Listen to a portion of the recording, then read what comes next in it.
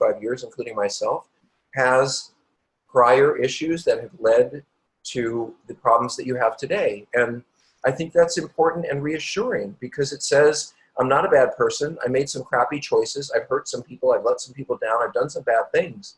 But I'm not a bad person. I'm a person who needs to grow. And I'm a person who needs to work on themselves and take my problems more seriously. And if you can simply see yourself in that light, then there's a lot of hope for healing. And whether you stay in your relationship, you leave your relationship, whether you are able to stay sober or not stay sober, there is no finishing this process. I can tell you for myself, I've had almost 30 years of therapy. I've had a lot of years of 12-step meetings, and that's because I was so screwed up that it took me a really long time to understand how my behavior was affecting other people and how it was affecting me. There was a time when I was much younger when I thought my crazy acting out was perfectly fine because it's what I wanted to do, and who really cared? It took a while to understand how my behavior was hurting me and other people.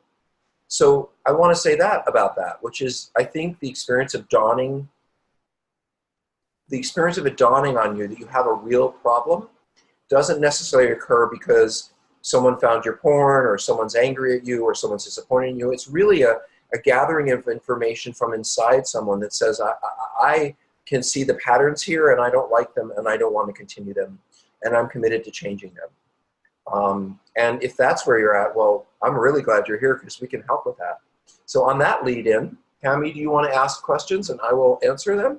Sure, and that actually is kind of a perfect lead-in because there's a couple that is a fairly newly discovered sex addict. They've started a process. They have one therapy session with a trained therapist.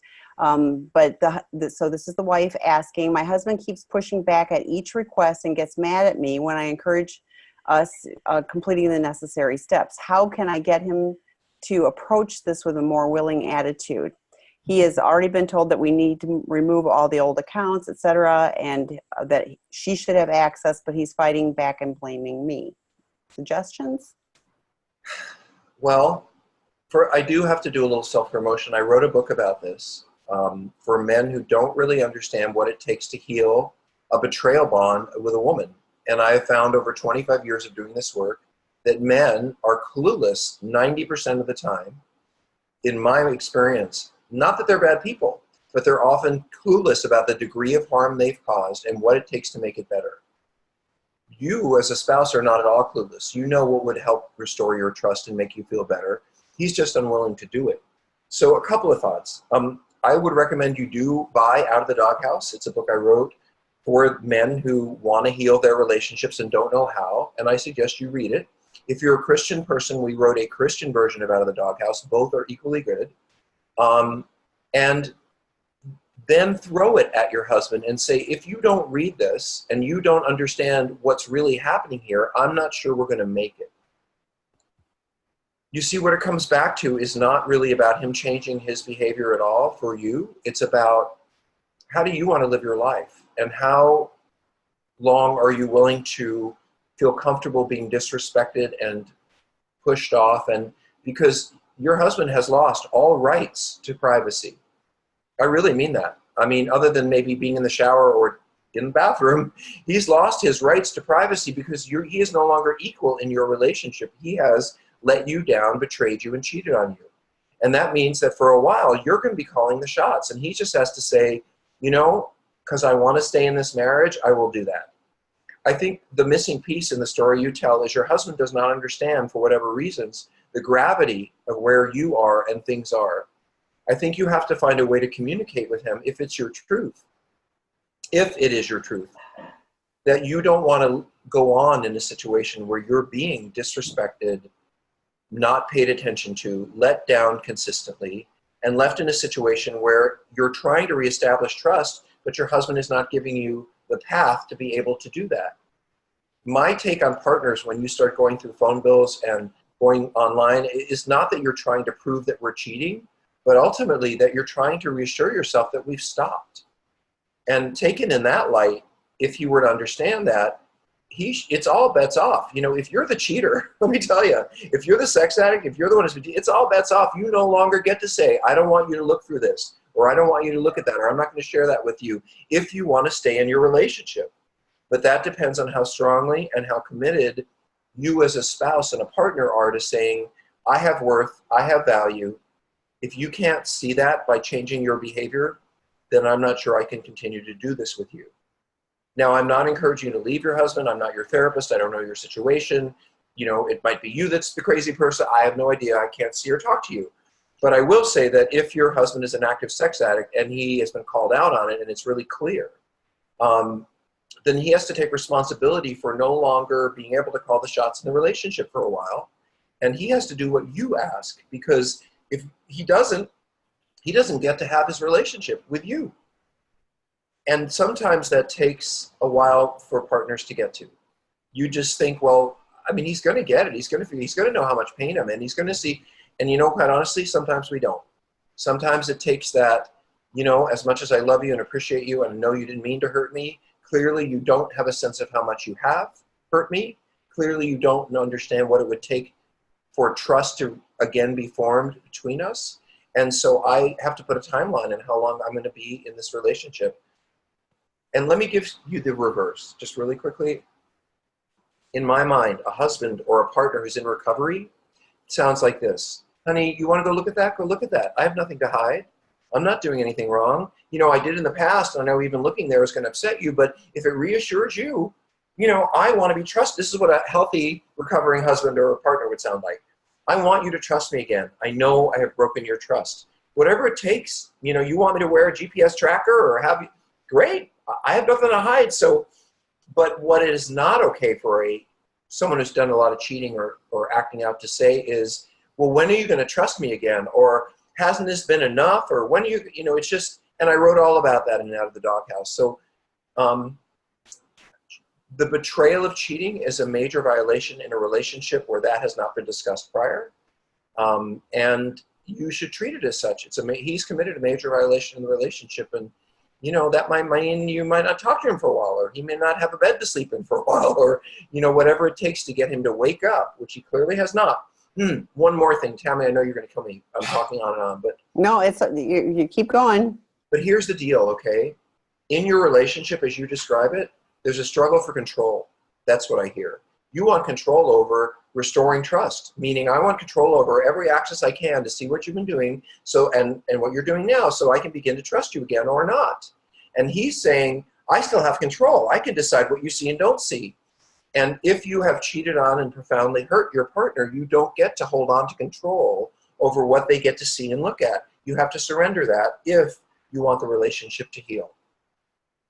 And I concur with all that. My thought too, though, is for somebody that's newly discovered that really doesn't have the tools of recovery, it's terrifying to not have that addiction to be able to lean into, especially if you're being confronted by reality and an unhappy spouse and all of those things. So right. You know, I'm not saying it's okay that he's mad, but it's understandable.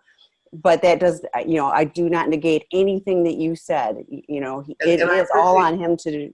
Tammy, I appreciate your going there, because I forgot about this is new to us. So thank you for that.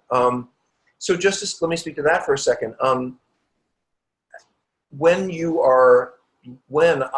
I was used to getting away with things, not having gotten away with something or getting caught just seemed like a minor annoyance, because I wanted us to get back to, I'm in charge, I'm in control, and I get to decide what you know, what you don't.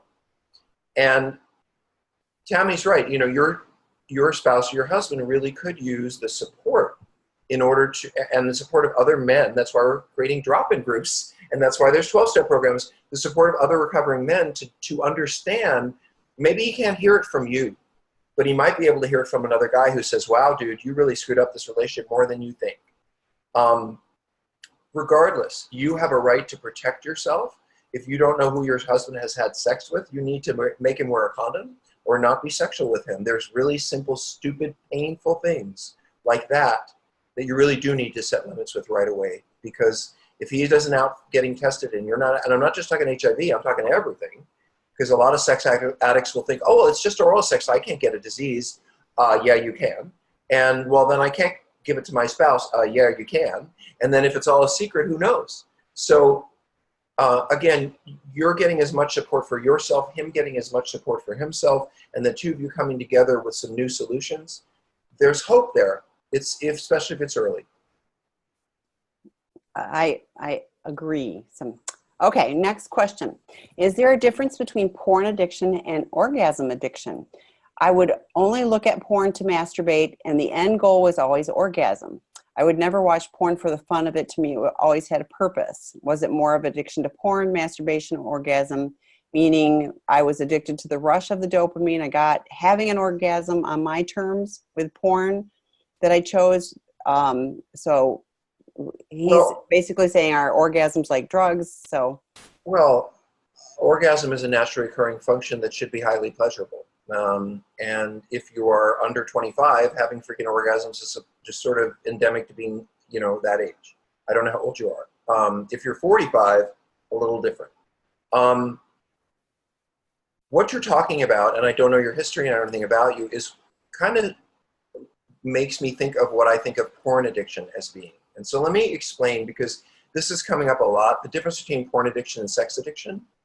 To me, porn addiction is like, in my mind, just as a professional, porn addiction is like a brand of alcohol that someone really likes. They're still alcoholic, but they really like vodka, or they really like whiskey, because there are people who are addicted to prostitutes, there are people who are addicted to, but I will say this, most of us who are in this room who have an addiction problem have long-standing problems with intimacy, relationships, and sexuality that go back to childhood, and fairly often pretty clear once you look at them, issues that happened when we were growing up that led to the problem we have as adults. But there is a newer population of young men who seem to have what I would call a conditioned response to porn, meaning they have looked at so much of it for so long, so often, that it has become their go-to romantic and sexual relationship. And for those men, they are so used to a very high level of stimulation, image after image, picture after picture, that never ends, that leads to orgasm. So here's what I would suggest you think about. I would be less concerned about about the porn use or orgasm. I'd be more concerned about the rest of my life. Am I dating? Am I being sexual? Am I in a relationship? Am I being intimate? Am I being sexual with my partner? If porn use is affecting important parts of your life that are not developing or stagnating, or you're hearing complaints from a partner or a spouse, that's a problem. If you're looking at porn and you feel badly about it for, let's say, it doesn't agree with your spiritual or religious beliefs, or you just think it's demeaning to women and you feel bad about it, that's a different thing than addiction. Bottom line is, there are people who are addicted to the rush of porn, and they end up, because they use it so much at an early stage of life, 15, 17, 19, 22, it kind of becomes a go-to thing as a primary means of achieving orgasm. What they don't realize is that they have become acclimated to such a high level of stimulation with all those images and stuff that when they're with a real person, it's just not that interesting. And for those people, they end up not dating, not having relationships, or not being sexual with a partner, or stopping being sexual with a partner, or even intimate with a partner, because the porn has become more of their go-to. So it's really a two-part question. One is, I would ask you, and you can't answer here, but what's wrong with looking at porn, and why is that a problem, and why does that bother you? And, because many people look at porn and it's not a problem for them. But the other question, and the way to look at that is the porn interfering with goals that I have in my life, or relationships that I have in my life, or beliefs that I have about myself that the porn is taking me away from? And by the way, if that is your problem, you have to put the porn down. And it's interesting you asked your question the way it did, and I'll stop after this. Excuse me. Because there are people who can, and I'm not one of them. I used to have to look at porn. I'm not, because anyway, I'll explain this. Some people are so good at fantasy and so good at creating imagery in their head that they don't even need the porn. They can self-stimulate to all of the pictures in their head and actually be very much compulsively masturbating to the porn they create in their head. And for some of those people, they can't masturbate. Like, that's something they have to put down for a period of time.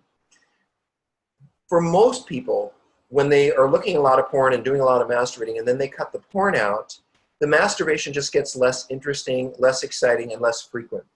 So the first thing I might suggest, if you think you have a porn problem, is stop looking at porn. Don't worry about the orgasms and the sex right away. Just look at that. And if you take the porn out of your life, and after a couple of weeks or days, you find that you're not masturbating as much, you're not masturbating as long, you're not as engaged with being sexual as much as you had been, then it's very likely that the porn was creating a problem.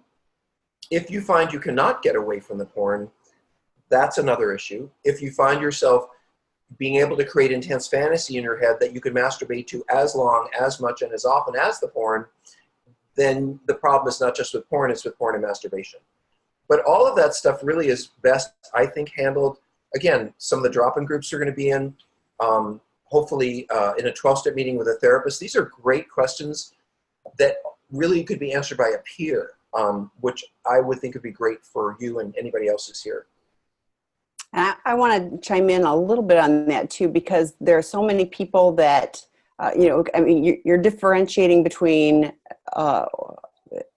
using masturbation or porn and masturbation to orgasm. There's a lot of people that compulsively masturbate and edge, get right up to masturbate or to orgasm, but don't want to orgasm because they want to keep that dopamine up. So it's kind of interesting. And I think you're exactly right. It'll be great to have people connect with a drop-in group and hear more from peers. So the next question is on masturbation. So this person is married to a person that just recently got out of inpatient treatment. The addict mentioned to me that masturbation is not in his red circle. So her concern is that he gets to make up the circles, and that he has, just like you shared, all these thoughts in his head. So if he's masturbating, he's still in the fantasy. So she's asking for your opinion on that particular topic. Well, I can't speak to your husband's recovery because I haven't met him. And I don't know his history, and I don't know what he was doing in treatment. And so I can't specifically comment on him, which is a good thing, because this is best to make sort of general, I think.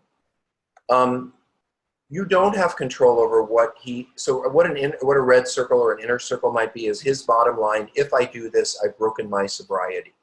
So if you're a drug addict or an alcoholic and you drink or you use, you've broken your sobriety. But if you're a sex addict, for the most part, we do define what is healthy sex for us and what is unhealthy sex for us. And as long as we stay out of the unhealthy sex and we only engage in the healthy sex, then we're sober. My question to you would be, is this a discussion you've had with your husband, that you feel uncomfortable with masturbation, you feel uncomfortable with his, because I think, first of all, I always think spouses have a right to look at someone's plan, so that you have every right to know what's okay with him and what isn't. You should know that. And if there are things you feel uncomfortable with, you should absolutely say them. Now, here's a thought for you. If this were 4 months down the road and you guys had worked through a lot of stuff, and let's say you were starting to date and be romantic and sexual again, if that were the case, and he was distant and unavailable and not intimate, I would say, well, what the heck are you looking at porn for when we're not even having sex? I mean, what the heck are you masturbating for when we're not even having sex? But if he has no outlet for sexuality, if the people he was working with didn't feel that masturbation without porn was problematic for him, and if he is being honest with himself and you about how much he masturbates, then there might not be a problem, except that you feel uncomfortable. And that's something that has to be talked about between the two of you and maybe a therapist. And by the way, if you would really feel more comfortable that he not masturbate for a month or two, it won't kill him. I have to tell you, I've talked to many a man who's like, oh my God, if I don't masturbate, will it fall off? What's going to happen? Our bodies take care of themselves. They absorb, our own neurochemistry that doesn't get used. And if you really, really, really, really, really need an orgasm in your life, you'll have a wet dream.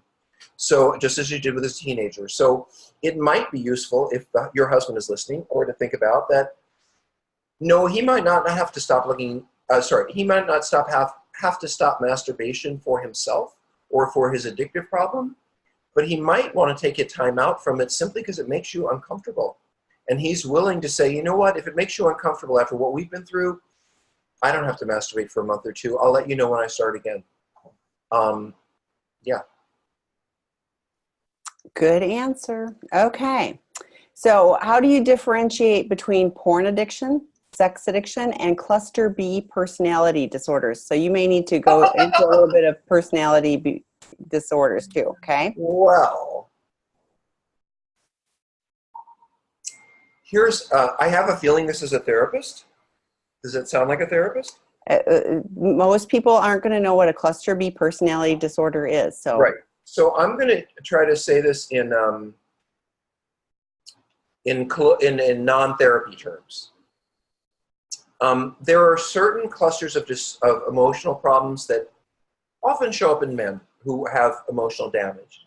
And they tend to look more like narcissistic, self-obsessed, ego-driven, sometimes assertive or aggressive, like that. And we tend to call that cluster B. Some people look at it as narcissism. But you know what? There's a whole bunch of other character traits that women show when they have emotional damage and emotional abuse early on. And a lot of those look like what we might call borderline. But if you really look underneath, and I promise you. Look, I've worked with probably close to 1,000 men and women who have sex, love, relationship addiction, in this kind of an intimacy disorder. I have run into a full-on personality disorder maybe 5 times, meaning that I really think that we far over pathologize, far over diagnose things like personality disorders, when what we're much more often seeing is the adult result of early abuse, neglect, and trauma. I'm a narcissistic guy, for sure. Look at me, here I am, right? And I don't mind doing it.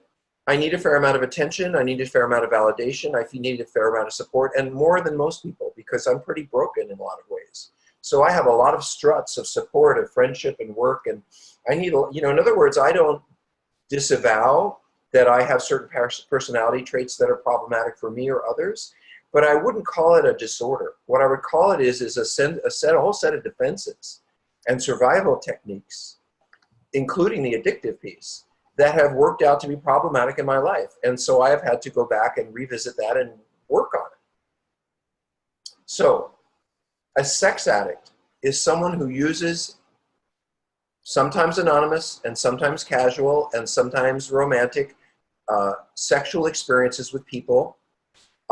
They use it to relieve stress. They use it to relieve anxiety. They use it to escape difficult circumstances emotionally. It's a form of kind of dissociation. And along with that, 9 times out of 10 comes early, complex child abuse or neglect, or profound problems in early attachment. Now, if you think, well, you can get a sex addict out of problems with abuse, trauma, and attachment problems, guess what you can also get? Someone with cluster B. So I think of it as this. I think that if you're working with an addict, or someone is a sex addict in particular, that probably what you're seeing is defenses and strategies and tactics that were meant to help the person survive in whatever they needed that they didn't get. And now they need to find a new way to live that they are not aware of and they don't know how to do. The first thing is they have to stop the acting out. Then they need to really get into some good therapy and group is especially good for this, because people will call other people out on those kind of issues in group, but they won't get abandoned. So bottom line, I have to say what a porn addiction is. Okay, so porn addiction is someone who uses porn consistently as a means of self-soothing, self-regulation, emotional escape, and to tolerate difficult circumstances, but they don't go beyond the porn to engage in live contact with other people. Some porn addicts, we believe, start out at a later age with porn, 15, 16, 14, 12, and by the time they're in their 20s, they have a full-on addiction, but they don't necessarily have the early trauma and abuse that most sex addicts have had. Some do, some don't. But the bottom line is, my guess, is if the person you're involved with, as a partner, as a therapist, whatever, is showing a lot of addictive behavior, and they're showing what you refer to as cluster B characteristics, that they probably have a whole bunch of trauma. Now, there is one other possibility, and I'll put it out there, but I don't run into it that often, so I don't like to really suggest it. Your husband, wife, or your client could be a narcissistic sociopath, and they might be that person that you're terrified of. They might be that person that you don't want to marry. They might be that person who, some of those famous people that we've been hearing about who've been abusing their positions of power with women. You know, he could be one of those people. I don't know. So, but in my range of experience, in seeing 1,000 men and hundreds of women who have these issues, and the fact that I've run into maybe 5 full-on personality disorders tells me that it's probably more trauma that you're dealing with and the result of trauma on every level. And some people, that doesn't mean he might not need residential treatment or a whole lot of help, but it may not mean that he has a full-on personality disorder. Yeah. Okay, thank you. Do you notice how I do this little, like, when I'm done with my question? Yeah. Okay. Before you ask the next question, I just want to give a little plug for some of the work that we're doing. Thank you. We are attempting to grow a website, sexandrelationshiphealing.com, sexandrelationshiphealing.com, where you can go into drop-in groups, where you can have lectures, where you can ask experts about their experience. And we need your help. You know, we do not charge you for any of this, for any of the groups, for any of your time, for any of it. It is my belief that if we can bring healing online for people, they will seek it out and they will want to find it. But what you can do for us is sign up on the site, send friends to the site, let people know we're doing this, because the only way that we will be successful, in my belief, is if we can bring a community of people together to support each other, and that is the goal. So thank you for that, and that little plug. Yeah, and I agree. And the podcasts, I consistently hear that people are really finding the podcasts informational, beneficial. I had somebody that reached out and thanked us and said, I was thinking of relapsing and I listened to a podcast, and I was like, great, that's called Whatever It Takes.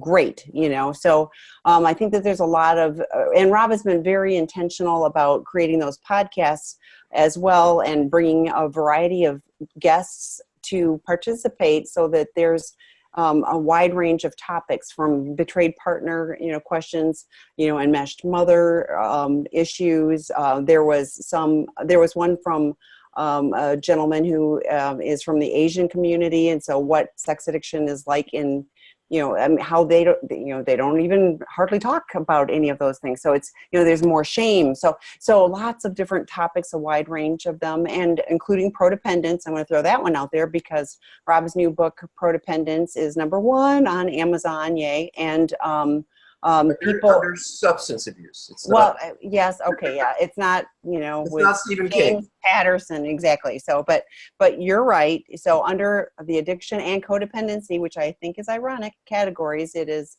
#1, but the reviews are all 5 stars because it's really resonating. So there is a free podcast on the website. I typed that into the chat feature. You can copy and paste it. By the way, if you don't mind my saying this, Tammy, I don't mean to give you more work tonight, but if people want to, there's 29 people here. If you want to write this in, and this would be for the chat, not the Q&A. Right. If you want to list some topics that you want us to talk about on a podcast. Either you want me to get a professional, a sex person, a culture person, a addiction person, or you simply want to hear maybe more podcasts with me talking to a spouse or me talking to an addict, or let us know, because we're shooting in the dark here. I'm just pulling up all the concepts and ideas I know. But if you want to hear about something, you're the best measure of what we should do a podcast about. And I think we have maybe about 23 of them or so, but Tammy, we've got, I think, more than that. So, but yes. We got to record some. Maybe we should talk about that this week. Well, and yes, and Rob and I have done the Q&A together, and I do capture in a general way. I never use anything where you go, oh, they're talking about me, although it might feel like we're talking about you, but it's one of those things where, a lot of questions have a similar theme to them, so I try to make sure they're in a general way. But we've recorded a couple of those Q&A ones, and those have been useful for people according to feedback as well. So feel free to write us or write Tammy in the chat. Yeah, I just put it in my chat. I put the email. So if you don't think of it right now because this gets closed out, then email me. I'd love to hear more and do listen to them and see if you find what you're looking for there too. So Great. this one is from someone you answered last week, the question about love addiction. And wait a minute, they're Go back ahead. for more? Yes, Last week actually, wasn't I enough, they're back recognize for more? several of the people who aren't just anonymous, because like anonymous comes up multiple times. So this is one Okay. name I recognize. So how much sex addiction is similar to love addiction? I understand it comes from childhood trauma, but what are similarities of the two? Because they always put together in support groups. As I understand, love addicts are not driven by sex as sex addicts are. So thoughts on that? Yeah, so here I would give you definitions. A sex addict is someone who uses and objectifies other people's body parts and ultimately another person's desire to be sexual with them as a way to drive their stability. So I feel emotionally unstable today. I'm having a hard day. I don't even know that because it's unconscious, but I'm just feeling like I want to get laid today. You know, and if you're a sex addict, that usually means something's wrong and you're not paying attention to it. But anyway, my point is that sex addicts will objectify body parts and objectify people. They're not really interested in who the person is. They're interested in the sexual interaction. Love addicts tend to objectify and idealize people from a romantic perspective. So rather than turning someone into the sexual object that's going to make me feel better today, it's turning someone into the love object that's going to make you feel better for this few months. So love addicts tend to choose people, but not real people. Love addicts tend to choose unavailable partners, tend to choose partners that let them down on a repeated basis. Love addicts tend to be bored with one relationship and start another one at the same time. But it's more about if I can get you to love me and adore me and think I'm the best thing since sliced bread, I'll be okay. As opposed to a sex addict, which is more like if I can get you on that bed and we can get into this, then I'll be okay. One is objectifying body parts, one is objectifying the whole person, but neither one is really about being in a relationship with someone. Because ultimately, I'm really only in the relationship with the you that I've created in my head. I'm not really in a relationship with you. And healing from all of that is learning how to love someone who may not be giving you back what you want right that minute and figuring out who they are and what they need. And it's a whole higher level process. Last thing I want to say, why do you see these meetings together? I was a sex addict, dedicated, hard-cold sex addict for a long time. And interestingly, this is my experience, my graduate course in sex addiction was love addiction.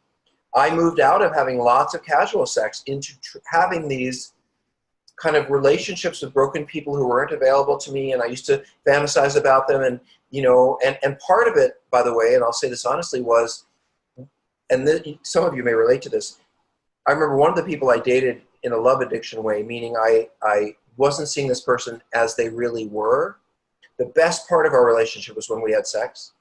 And the best part of the sex was when we were having sex was the only time I could get this person to say they loved me or cared about me. And so did they really love me or care about me? I don't actually think so. I think I was dating someone who's very broken, but I could get what I needed in the situation by creating it and making it happen. That's not the same as someone really seeing me and loving me. And I had to be in enough situations where I realized that someone just wasn't able to give anything back. And my imagination just wasn't good to have good enough for two people. And I had to start to look at what was an available partner and what was a responsive partner and what was someone who was different than me that I could actually tolerate. And I want to say something about that. Part of having an intimacy disorder, which most sex and love addicts have, is what we really are is deeply fearful of intimacy.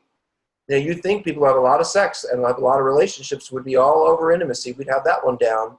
But the truth is, when people start to become real, you know, when they fart and they have a zit and they confront us and they're not in a good mood, and that's scary because that means that they could hurt us, they could let us down, they could not be this fantasy figure. And a lot of us will tend to run away from someone when they start to become real.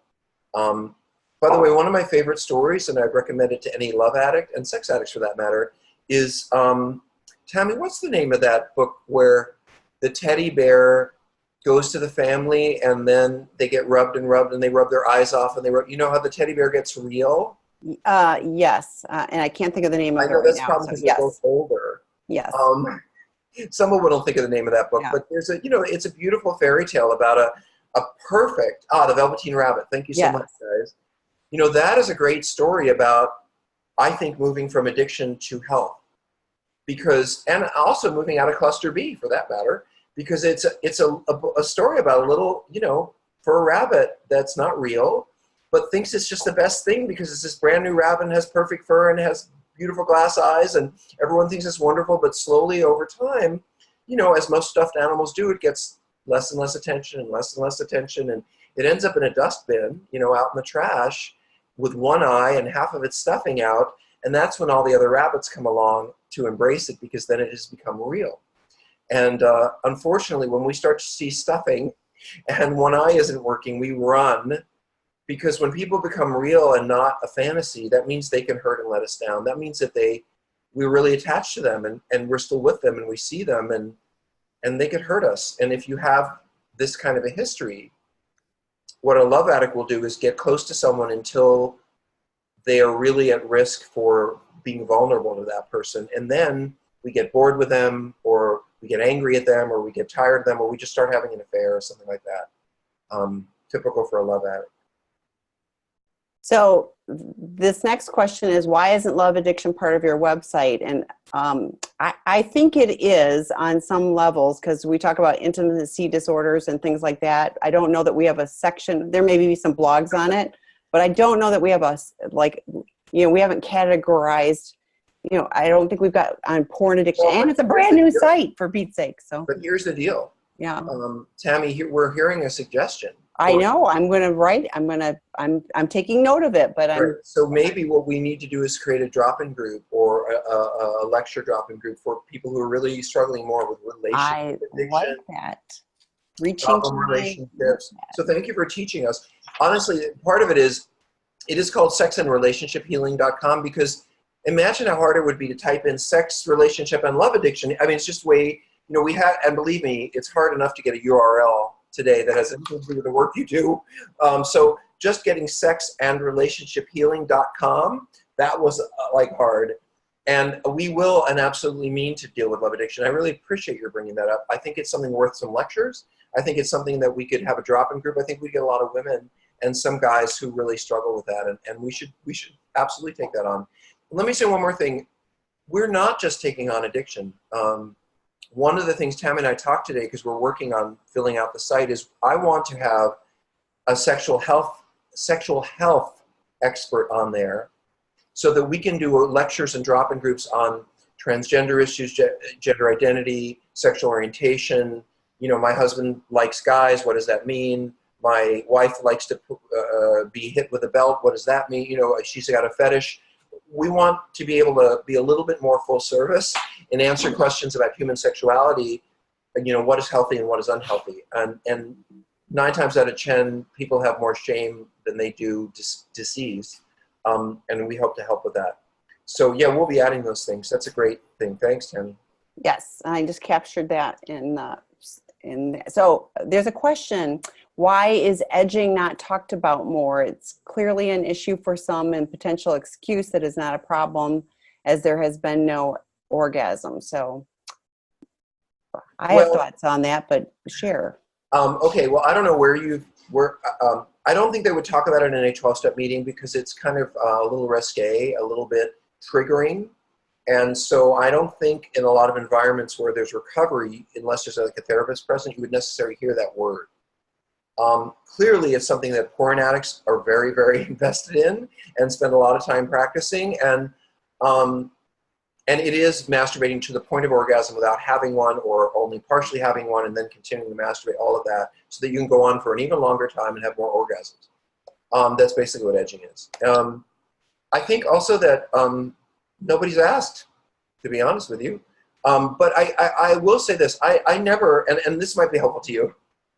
I remember working with clients and they would say to me things, and I'll just give you an example. Like I worked with a client who was not supposed to have sex with anyone for a period of time. And he would say stuff like, well, my girlfriend and I got together and, we were naked, but we didn't have sex. I'm like, well, did you touch each other's genitals? Oh, yeah, we were touching everywhere, but we didn't have sex. So I understand that if you're a sex and love addict, you might have a skewed definition of what sex is. So let me tell you, once you are touching someone else's genitals, or they are touching yours, or your breasts are exposed and being touched, or your buttocks, you're having sex. It doesn't matter whether there's an orgasm or not, or you have penetration or not. If you're touching people's PPs in there, if you're in it, you're in it. Because I've had people say, oh, well, I just, rubbed her all over at the bar and we were going to go home and have sex, but then I left, so I didn't really have sex. Well, I'm sorry. But if you touch someone in a way that you wouldn't want your kids to see, you had sex with them. This parsing of, well, it's this and it's not that, and is a intellectual waste of time for a sex and love addict. What you really need to do is decide what's okay and what isn't. And if you have a problem with porn, edging is not okay. It isn't about orgasm. It's about losing all the time to the porn and what that does to your brain. So I'm not as interested in whether you have an orgasm or not. As far as I'm concerned, once you got the porn out and you've got your genitals out, you're having sex. And if that's not good for you, then it doesn't matter whether you get to orgasm or not. Thank you. Okay. So this one is, what if a partner is unapologetic about teenage humiliation porn discovery? Or if he says things like, I love thinking about the look of fear in your eyes the first time we had sex.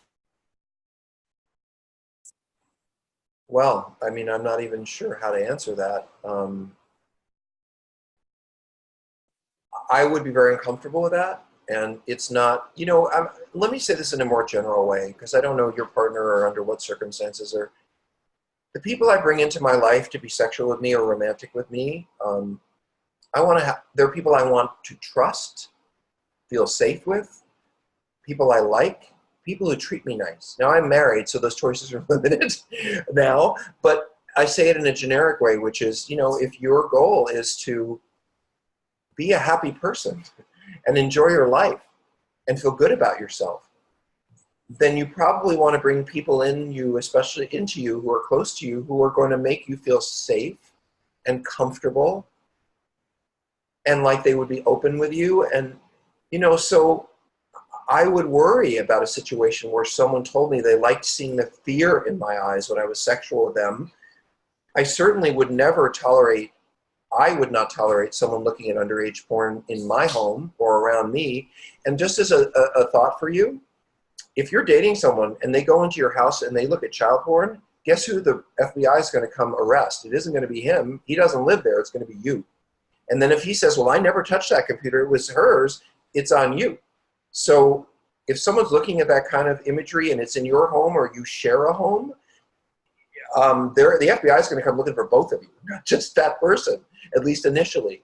So when I hear child porn, and I assume that means under 18, when I hear fear in my eyes when you're being sexual with me, my initial response is run in the other direction as quickly as you possibly can and don't stop until the door is locked behind you. And hopefully you're not married.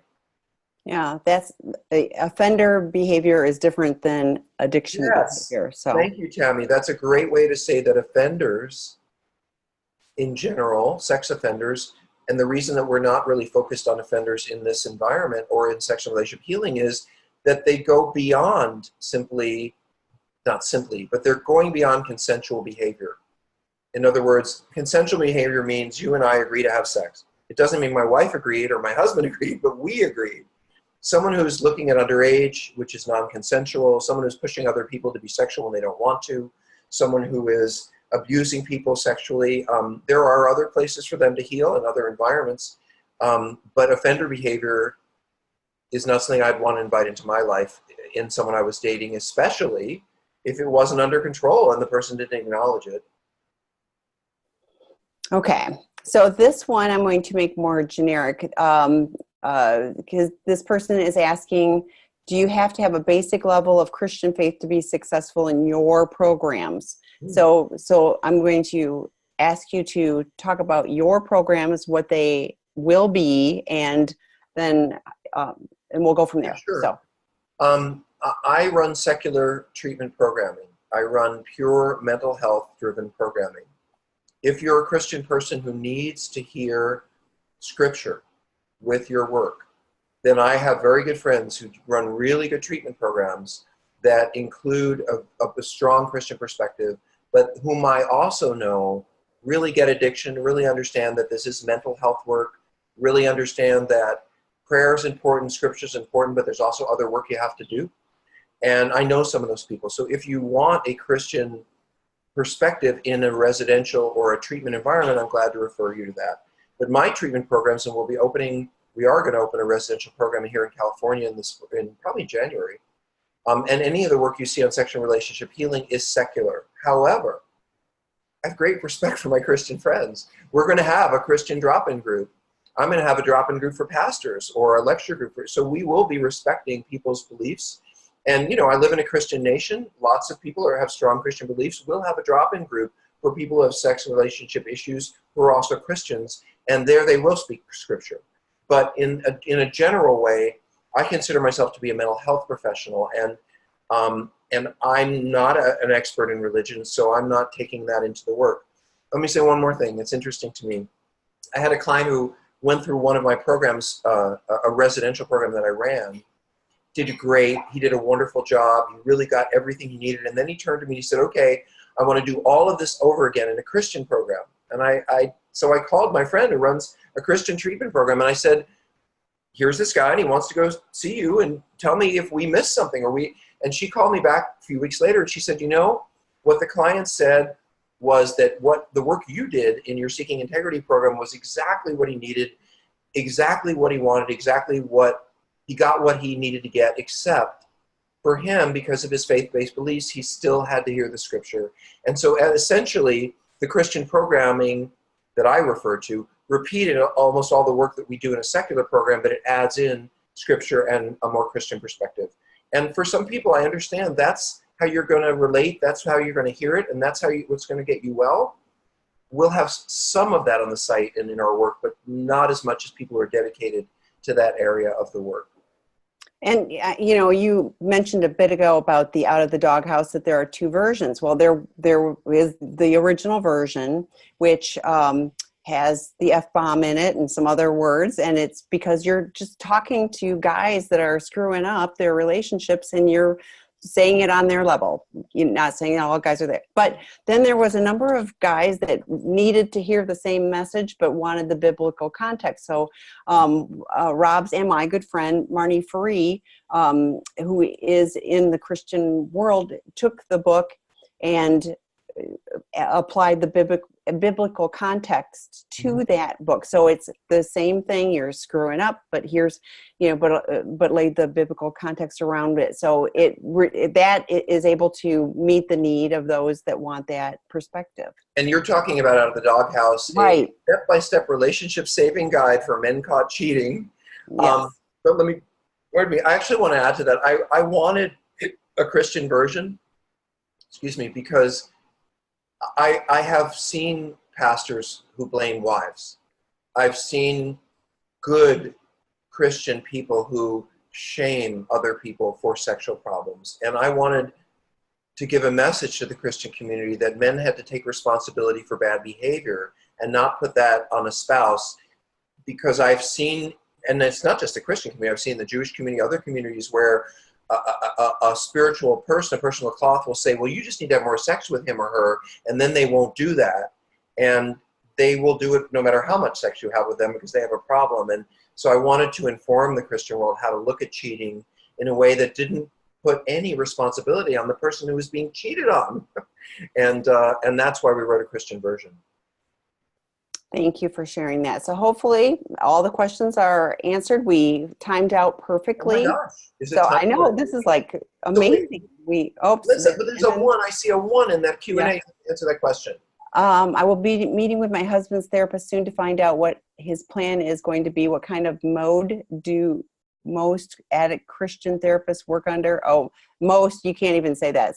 So if the person is a trained therapist from a model, okay, thank you, from a qualified training program. There's some that are, I always called it certificate in a box. You can watch some DVDs and poof, be certified for this complex mental health credential. So anyway, well, that'll get me started. So so let me, now I'm going to answer that question. Yeah, please do. It's very important in my mind that your therapist, whoever it is a master's level or above social worker or marriage and family therapist who has a license, and PhDs aren't bad either, and that they are equally savvy in the world of mental health and Christian faith, because you really need both. And if you don't get both, you're not going to get what you need. Now, that person's perspective, I always think of this work as it's mental health work, and here's the reason why. You can pray all day long and you're still going to be a sex addict. You have work to do on yourself to get out of that hole. And so that isn't just about praying, that's actually about doing work. And God ain't going to do the work for you. You got to do the work. So we can frame the message in a way that feels right to you, whether it's secular or Christian or whatever, but the message shouldn't really vary that much. It has to do with, read Sex Addiction 101, read some of Pat Carnes. You'll see what the work is.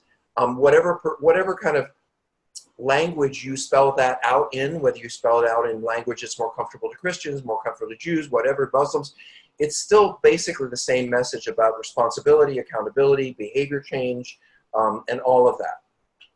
So, folks, please, I will be on In the Rooms Friday night, intherooms.com, doing the same thing Friday night. We usually get almost close to 100 people every Friday night. If this has been helpful to you, the only thing I ask is you go to Sex and Relationship Healing or sign up, so you can get our regular information about what we're doing, and please invite someone to share it. Please share it with someone, and don't be afraid to come here with your spouse, with your partner. I really like it when husbands and wives and whatever, boyfriends and girlfriends are here together, because sometimes you guys hear the messages differently.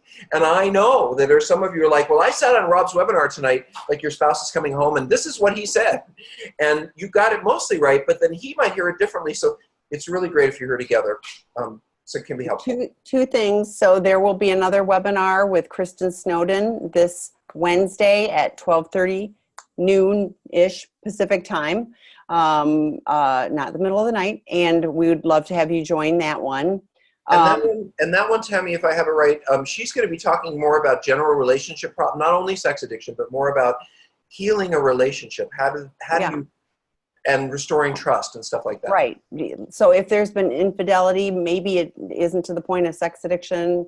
She's very good at couples work. So couples, great. But, if you're a single person, still, please join us. We would love to. And by the way, we will have a person who's strictly dedicated to partners of sex addicts. Yes. Kristen is not going to be that person. Kristen will not be that person. Kristen's much more going to talk about general counseling and support issues that you guys need to figure out.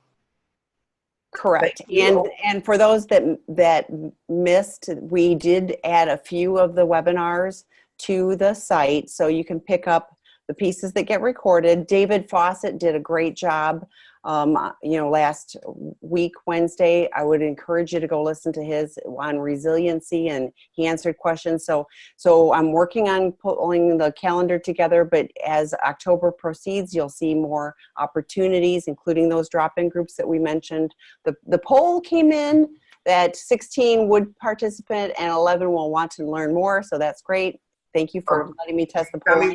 One question. Sure. Did you notice that we went from orchids, now we're into fall flowers? I just want to point that out. You did. I still think you should have the Calder. I need you to turn your view, but yes, it's lovely. So. All right. Well, have a good night, everyone. All right. Bye. Thank you. You're aesthetically clear. Thank you.